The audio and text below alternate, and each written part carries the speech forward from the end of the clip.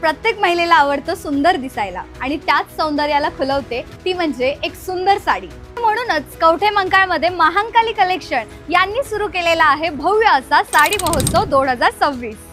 22 मे पासून 14 जून पर्यंत सकाळी 9 वाजल्यापासून संध्याकाळी 8 वाजेपर्यंत चुकवू नका हा खास असा साडी महोत्सव। आजच भेट द्या Mahankali collection, main road, Kavathe मंकाळ। Kavathe Mahankal मधल्या सर्व महिलांची पहिली पसंत महांकाली कलेक्शन।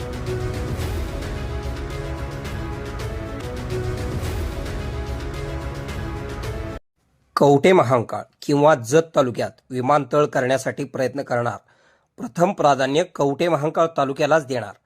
प्रांत कार्यालय कवठे महांकाळलाच होईल, अन्यथा पर्याय मिरजेचाच। आमदार गोपीचंद पडळकर यांचे स्पष्टीकरण। कवठे महांकाळ तालुक्यात विमानतळ उभारण्यासाठी नागरिकांनी सुमारे 1000 एकर जागा उपलब्ध करून दिल्यास प्रथम प्राधान्य कवठे महांकाळ तालुक्यालाच दिले जाईल, अशी स्पष्ट भूमिका आमदार गोपीचंद पडळकर यांनी मांडली। तसेच कवठे महांकाळसाठी स्वतंत्र प्रांत कार्यालय मंजूर व्हावे यासाठी मुख्यमंत्री देवेंद्र फडणवीस यांची मंगळवारी भेट घेऊन पाठपुरावा करणार असल्याचे देखील आमदार गोपीचंद पडळकर यांनी आज जाहीर केले। कवठे महांकाळ तालुक्याच्या दौऱ्यावर आलेले असताना आमदार गोपीचंद पडळकर म्हणाले की कवठे महांकाळसाठी प्रांत कार्यालय मंजूर असेल तर ते कवठे महांकाळलाच झाली पाहिजे, अन्यथा तासगावला न नेता मिरज येथेच प्रांत कार्यालय कायम ठेवण्याची मागणी करण्यात येईल। तासगावसाठी स्वतंत्र प्रांत कार्यालय मंजूर होत असेल तर त्यासाठी आमची हरकत नसल्याचे देखील त्यांनी स्पष्ट केले। सांगली जिल्ह्यात विमानतळाचा प्रश्न अनेक वर्षांपासून प्रलंबित असून आता हा प्रश्न मार्गी लावण्यासाठी मुख्यमंत्री देवेंद्र फडणवीस यांच्याकडे पाठपुरावा करणार असल्याचे देखील पडळकर यांनी स्पष्ट केले। कवठे महांकाळमध्ये आवश्यक जागा उपलब्ध झाली तर विमानतळासाठी पहिली पसंती या कवठे महांकाळ तालुक्यालाच दिली जाईल, अन्यथा जत तालुक्यात उपलब्ध जागेचा विचार केला जाईल, असे देखील त्यांनी नमूद केले। याशिवाय रांजणी येथे ड्रायपोर्ट उभारण्यासाठी पुन्हा प्रयत्न सुरू करण्यात येतील, यासाठी बैठका घेऊन हा प्रकल्प मार्गी लावण्यासाठी 100% प्रयत्न केले जातील, अशी ग्वाही देखील त्यांनी दिली। पडळकर यांनी पुढे सांगितले की लांडगेवाडी ते जत हा रस्ता मंजुरीच्या अंतिम टप्प्यात असून लवकरच कामाला सुरुवात होईल। रस्ता मंजूर झाल्यानंतर त्याचे श्रेय घेण्याची स्पर्धा सुरू होईल, असा टोला देखील त्यांनी आमदार रोहित पाटील यांचे नाव न घेता लगावला। एकूणच विमानतळ, स्वतंत्र प्रांत कार्यालय, ड्रायपोर्ट तसेच रस्ते विकास या प्रमुख विषयांवर कवठे महांकाळला प्राधान्य देण्यासाठी आपण प्रयत्नशील असल्याचा पुनरुच्चार आमदार गोपीचंद पडळकर यांनी केला। यावेळी आमदार गोपीचंद पडळकर काय म्हणाले पुढे पाहूया। के मराठी न्यूज साठी मुख्य संपादक कुणाल कोठावळे, कवठे महांकाळ।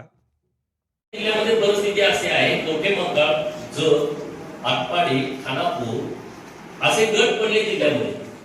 म्हणजे काही तालुक्यामधल्या आमदारांना मंत्रिमंडळात संधी मिळाली आणि मंत्री म्हणून त्यांनी काम केलं। आता तुमचे मतदारसंघात मंत्रिमंडळात संधी मिळाली, परंतु कवठे महांकाळला आपण टीका करून अजिबात या विषयात बोलत नाही, परंतु कवठे महांकाळला, आटपाडीला, खानापूरला आणि जतला जो विकास होणं अपेक्षित होतं तो झाला नाही, हे 1,00,000% सत्य आहे। याच्यात काहीच खोटं नाही, 1,00,000% हे सत्य आहे। आणि त्यामुळं आपल्या भावना योग्य आहेत, प्रांत कार्यालय आम्हाला कवठे महांकाळ पाहिजे।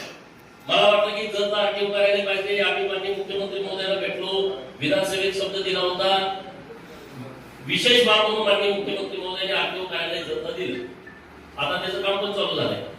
आता आपल्या लोकांच्या ज्या भावना आहेत, बाबा आम्ही मिरजला आमचं प्रांत कार्यालय आहे आणि मिरजला दळणवळण खूप सोपं आहे, इथून तुम्ही 20-25 आता या रोडला तर 20-25 मिनिटांमध्ये तुम्ही मिरजमध्ये जाऊ शकता, अशी परिस्थिती आहे।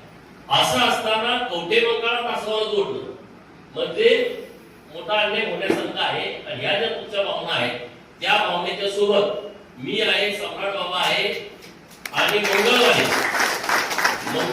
कवठे महांकाळ तालुक्यातल्या भावना राज्याचे लोकप्रिय मुख्यमंत्री देवाभाऊ आणि महसूल खात्याचे मंत्री माननीय चंद्रशेखर बावनकुळे साहेब यांच्या कानावरती आम्ही टाकतो।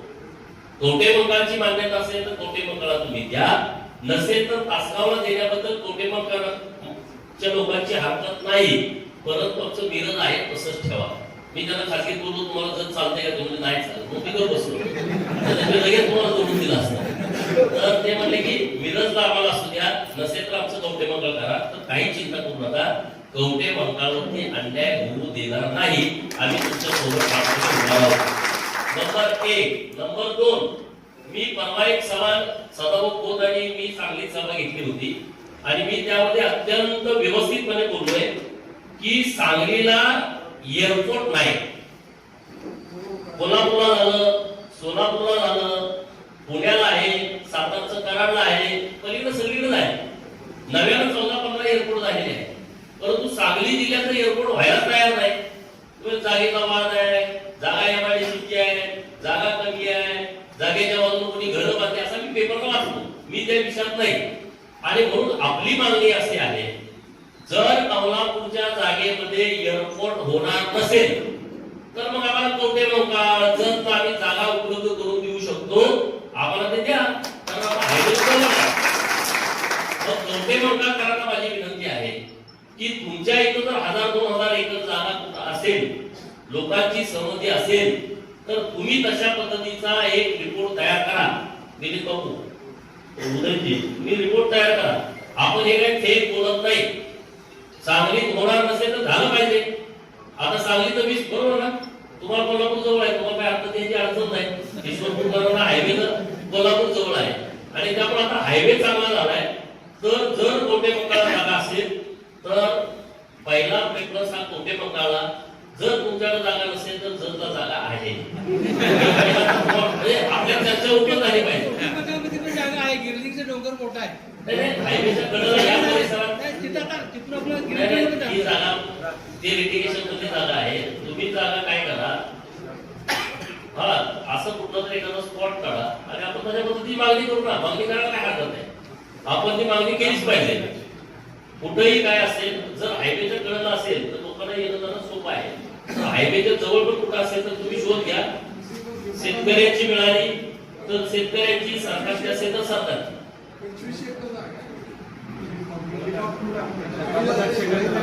मग याच्यामध्ये आपण बसू, पण आपण एक मागणी लावून धरू की बाबा तिकडे होणार असेल आमचा पाठिंबा आहे.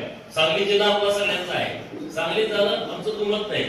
होणारच नसेल तर ते कुठंतरी झालं पाहिजे. तर ते कवठे मंकाळमध्ये व्हावं, कारण हायवेला आहे, हायवेच्या जवळच आहे. नंबर 2. नंबर 3, कवठे मंकाळ, लांडगेवाडी, कवठे मंकाळ, डफळापूर, तुजर हा रस्ता खूप छोटा आहे आणि लोकांची रहदारी पण आहे.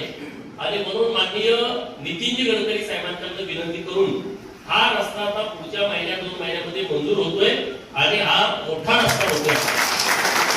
त्याचा पाठपुरावा करतोय.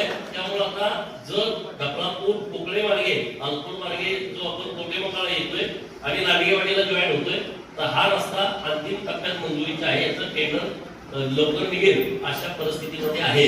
हे पण आपल्याला परत कोणीतरी बॅनर लावेल म्हणून मी तुम्हाला सांगतो. तर गडकरी साहेबांनी एक पूर्ण व्यवस्थितपणे त्याचा प्लॅन तयार केलेला आहे. आता परत यांनी ट्रॉमा केअर सेंटरच्या संदर्भातली मागणी आहे. तर राज्य सरकारनं नवीन हॉस्पिटल देणं थांबवलं होतं. माझा पण एक संचा प्रस्ताव आहे.